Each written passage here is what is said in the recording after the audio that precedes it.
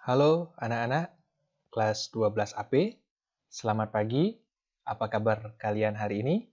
Bapak harap kalian semua baik-baik saja, sehat. Walaupun di tengah pandemi COVID-19 seperti sekarang ini, kita melakukan proses pembelajaran secara daring, Bapak harap kalian tetap semangat. Baik bertemu lagi dengan Pak Rai, tapi kali ini tidak dalam mata pelajaran praktik housekeeping, tetapi pada mata pelajaran produk kreatif dan kewirausahaan. Baik anak-anak, sebelum kita memulai pertemuan kita hari ini, ada baiknya kita berdoa. Silakan kalian berdoa sesuai dengan keyakinan masing-masing. Berdoa dimulai.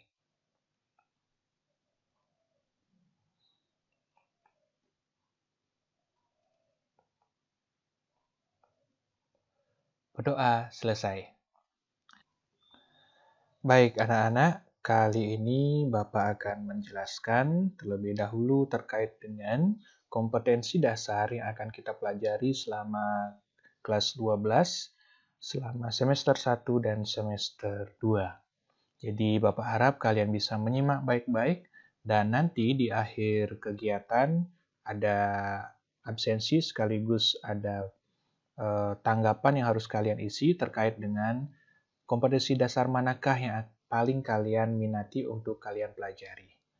Baik anak-anak, kita simak penjelasan Bapak terkait dengan kompetensi dasar.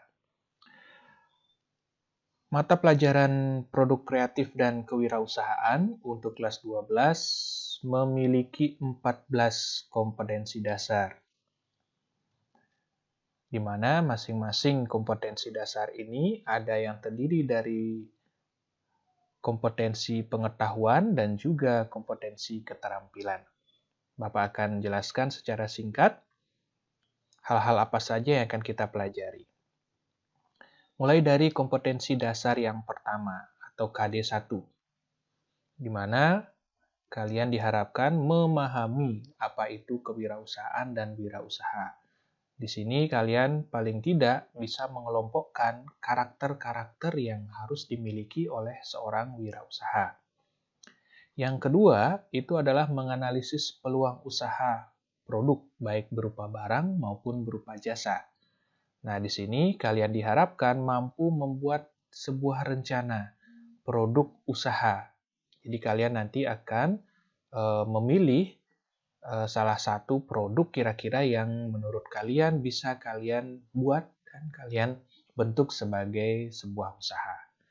Yang ketiga, menerapkan dokumen administrasi usaha.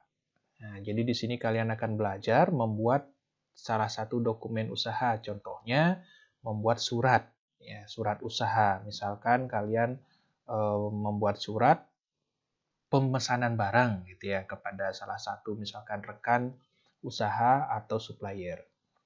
Yang keempat, menganalisis kebutuhan sumber daya usaha atau dikenal dengan 6M. Mungkin hal ini sudah tidak asing lagi bagi kalian ya. Di kelas 11 juga sudah pernah mungkin dipelajari terkait dengan sumber daya usaha atau 6M. 6M itu terdiri dari man, money, material, method, mesin, dan market. Yang kelima itu menganalisis sistem layanan usaha. Ini ada kaitannya juga dengan yang keenam, menerapkan layanan usaha. Jadi di dalam berwirausaha atau di dalam melakukan usaha itu ada yang namanya layanan usaha. Mungkin kalau kalian pernah masuk ke mall atau masuk ke bank, nah di situ mereka menerapkan yang namanya layanan usaha. Atau mungkin kalian pasti pernah masuk ke salah satu, mohon maaf Bapak sebut merek, Indomaret gitu misalkan. Nah, mereka menerapkan layanan usaha. Baru konsumen masuk saja sudah disapa, selamat datang, selamat berbelanja, dan seterusnya. Nah, itu salah satu contoh layanan usaha. Yang ketujuh, menerapkan media promosi pemasaran. Nah, nanti kalian akan membuat satu media promosi yang menurut kalian paling bagus untuk digunakan sebagai media pemasaran produk kalian. Ya, pemasaran produk kalian. Yang kedelapan, menghitung harga pokok produksi. Di sini kita akan belajar menentukan yang namanya BEP atau Break Even Point atau lebih dikenal dengan istilah titik impas atau kembalinya modal. Dan menentukan berapa sih keuntungan yang akan kalian dapat kalau kalian menjual suatu produk dengan harga tertentu. Yang kesembilan, menganalisis pemasaran produk. Nah, di sini kalian akan melakukan pemasaran. Di sini mungkin nanti kita akan belajar dulu bagaimana bentuk pemasaran yang akan kalian gunakan. Yang ke-10, menganalisis laporan keuangan sederhana. Di sini kalian akan belajar membuat laporan keuangan sederhana. Contoh misalkan, kalian membuat laporan pemasukan dan pengeluaran, sehingga kalian bisa menentukan berapa sih laba atau keuntungan yang kalian dapat, atau malah mungkin ternyata kalian rugi dalam menjalankan usaha tersebut. Yang ke-11, mengevaluasi hasil kegiatan usaha.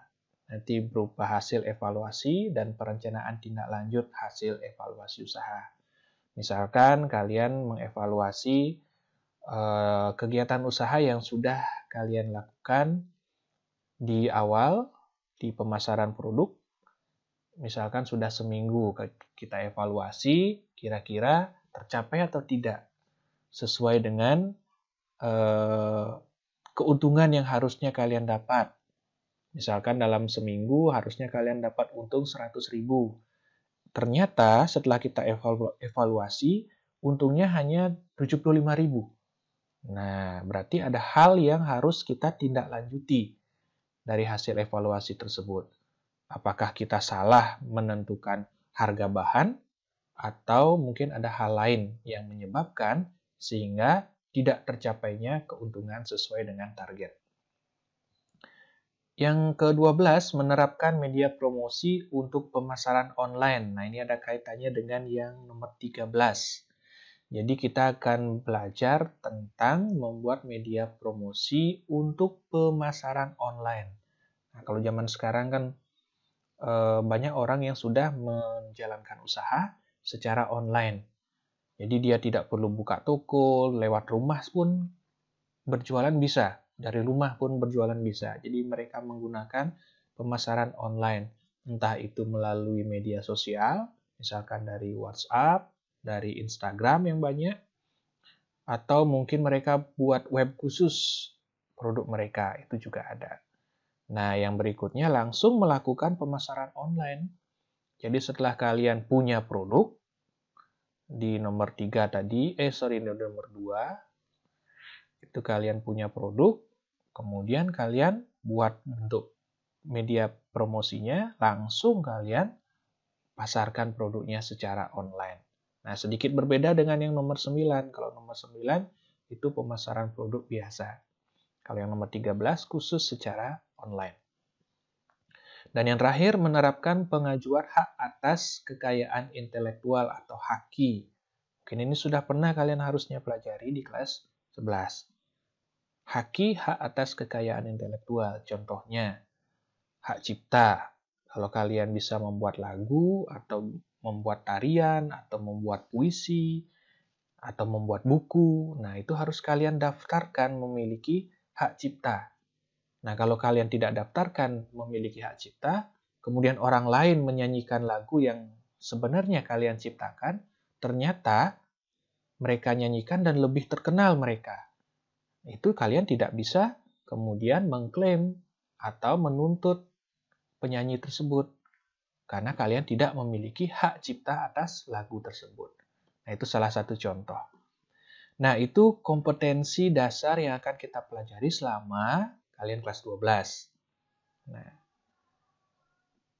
berikutnya Bapak akan jelaskan terkait dengan ini tata tertib proses pembelajaran daring. Kita tidak tahu sampai kapan proses pembelajaran daring ini akan berlangsung. Kalau Bapak berharap kita bisa melakukan proses pembelajaran tatap muka karena itu jauh lebih maksimal. Tapi kalau proses pembelajaran daring ini masih berlangsung, maka ada tata tertib yang harus kalian ikuti. Yang pertama, kalian mengikuti pembelajaran daring sesuai jadwal. Untuk kelas kalian itu jadwalnya hari Sabtu, jam pertama. Kalian harus mengisi daftar hadir. Selalu di setiap akhir pertemuan, bisa di awal atau di akhir pertemuan. Yang jelas di setiap pertemuan itu Bapak berikan link absensi daftar hadir. Selain absen, itu mungkin akan ada beberapa pertanyaan atau tanggapan yang harus kalian isi. Absensi daftar hadir itu hanya bisa dilakukan di jam pembelajaran itu. Nanti Bapak akan setting sehingga kalian tidak bisa sudah lewat 1 hari baru mengisi absen, itu tidak bisa. Kemudian materi akan disampaikan secara lisan. Kalau dengan Google Meet itu Bapak akan membuat janji dulu dengan kalian. Misalkan minggu depan kita mau Google Meet, berarti hari ini sudah Bapak sampaikan. Kalau tidak ada penyampaian untuk Google Meet, berarti pembelajaran akan Bapak sampaikan lewat video seperti ini. Tugas atau kuis atau ulangan harian diberikan, yang Bapak berikan itu wajib kalian kerjakan sesuai dengan jadwal yang ditentukan. Dan yang terakhir, yang paling penting, kalau kalian tidak bisa mengikuti pembelajaran hari ini, berarti kalian harus sudah menyampaikan kepada Bapak sehari sebelumnya dengan alasan yang jelas. Walaupun kita daring ya anak-anak, tapi proses absensi itu masih sama seperti proses pembelajaran tatap muka. Jadi kalian tidak boleh terlambat, kalian tidak boleh tidak mengikuti tanpa alasan yang jelas. Itu beberapa tata tertibnya. Yang berikutnya, teknik penilaian. Ada 3 penilaian yang akan Bapak lakukan. Yang pertama, sikap dan kehadiran. Itu bisa Bapak lihat lewat pertemuan misalkan melalui Google Meet. Penilaian pengetahuan itu melalui tagihan tugas atau kuis. Dan penilaian keterampilan itu melalui tugas proyek. Ya, tugas proyek. Atau mungkin nanti kita akan melakukan praktik ya, secara tatap muka, misalkan praktek pemasaran online, itu harus dilakukan secara tatap muka. Ketuntasan minimum yang harus kalian penuhi terkait dengan nilai adalah 75. Jadi kalian harus memenuhi ketuntasan nilai tersebut untuk bisa lanjut ke jenjang berikutnya. Kalau kalian kelas 12 berarti harus bisa nilai 75 untuk bisa lulus. Ya, ini absensi untuk hari ini ya, anak-anak. Jadi kalian wajib melakukan absensi untuk hari ini. Bisa ketik https://bit.ly absensi PKKWU 12 JP1. Ini JP1 ya. Kalian bisa lakukan lewat HP atau lewat laptop. Jadi kalian buka browser kalian, kemudian di alamat browser atau di laman browser kalian ketikkan ini, nanti akan terhubung dengan form absensi. Nah, anak-anak, demikian penjelasan Bapak terkait dengan kompetensi dasar yang akan kita pelajari selama kelas 12. Untuk absensi, tolong sekali lagi Bapak ingatkan untuk kalian isi pada hari ini juga. Karena Bapak batasi untuk absensi hanya bisa diakses atau kalian bisa lakukan sampai jam 12 hari ini. Yang melakukan absensi lebih dari jam 12, maka Bapak tidak menghadiri pertemuan hari ini. Terima kasih anak-anak atas perhatian kalian. Sampai jumpa kembali minggu depan dalam pertemuan berikutnya. Tetap jaga kesehatan kalian, tetap semangat mengikuti proses pembelajaran. Terima kasih.